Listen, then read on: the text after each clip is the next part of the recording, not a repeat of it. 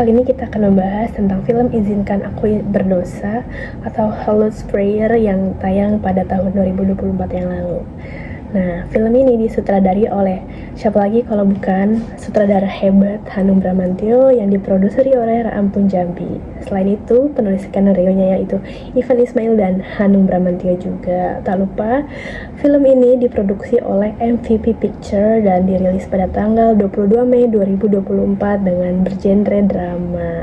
Pemain utamanya itu tak kelewatan, yaitu ada Agni Haq sebagai Kiran, Doni Domara sebagai Tomo, Jenar Maisa Ayu sebagai Aminatun Rohaya, Samu Rafael sebagai Hudan, Nikita Mirzani sebagai resepsionis Losmen, Keanu Angeles sebagai Keanu, Nugi sebagai Alim Suganda.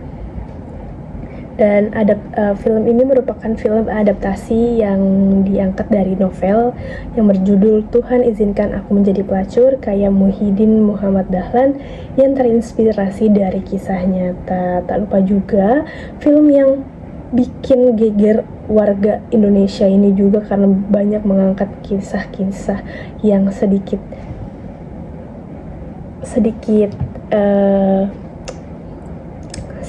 sensitif dan mendapatkan penghargaan Festival Film Bandung 2024 dengan kategori Film Indonesia Terpuji. Sinopsis dari film Tuhan Izinkan Aku Berdosa.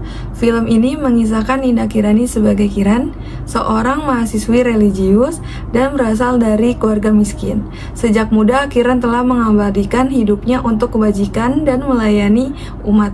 Namun, hidupnya berubah drastis setelah ia mengalami serangkaian pengkhianatan. Semuanya berawal dari Abu Darda yang hendak menjadikan Kiran sebagai istri keempat. Kiran pun menolak karena hal tersebut sangat bertentangan dengan prinsip hidupnya yang tidak ingin dimadu. Sejak saat itulah, Kiran mulai mendapatkan perlakuan tidak baik, hingga dilecehkan secara seksual oleh teman kuliah dan dosen pembimbingnya yang notabene-nya terkenal alim di kampusnya. Setelah kejadian yang menimpanya, Kiran pun tidak tahan harus memendam semuanya sendirian. Maka dengan didorong oleh kekecewaan mendalam akibat perilaku munafik dari orang-orang selama ini yang dihormatinya, Kiran akhirnya memberontak. Ia mengambil kendali atas hidupnya dengan cara bertentangan dengan nilai-nilai agama yang diajarkan padanya. Terjebak dalam gemaraknya dunia malam, namun ternyata hidup Kiran semakin tidak tenang karena ia semakin terseret ke dalam bahaya yang mengancam nyawanya. Hal tersebut memaksa Kiran untuk menghadapi konsekuensi dari pilihan-pilihan yang dia buat.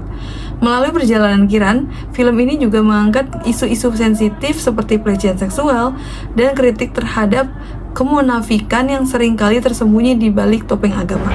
Social Life Learning film Tuhan Izinkan Aku Berdosa menyampaikan pesan penting tentang kemunafikan beragama.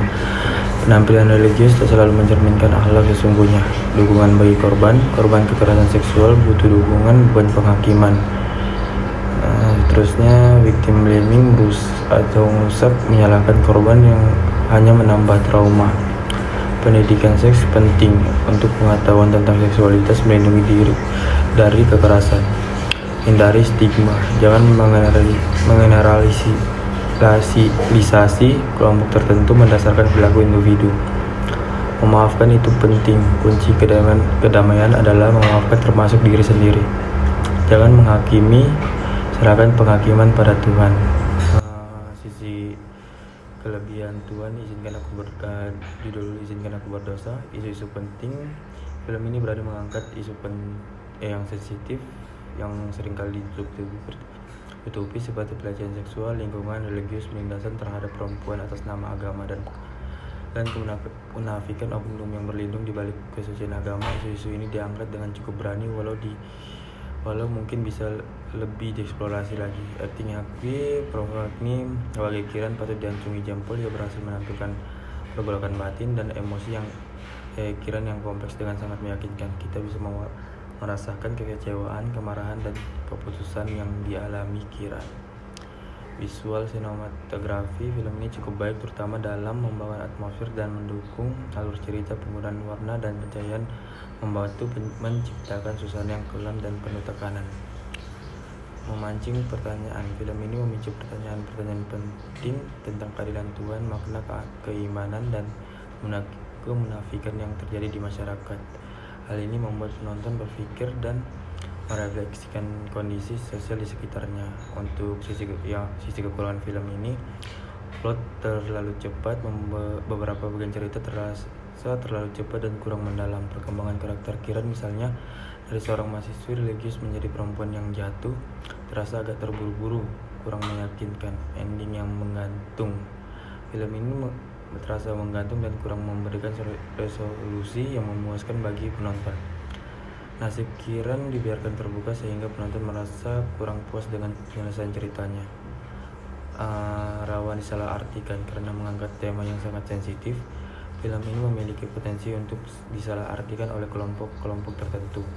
Pesan film tentang kritik terhadap kemunafikan beragama bisa saja diputarbalikkan dan dianggap sebagai serangan terhadap agama.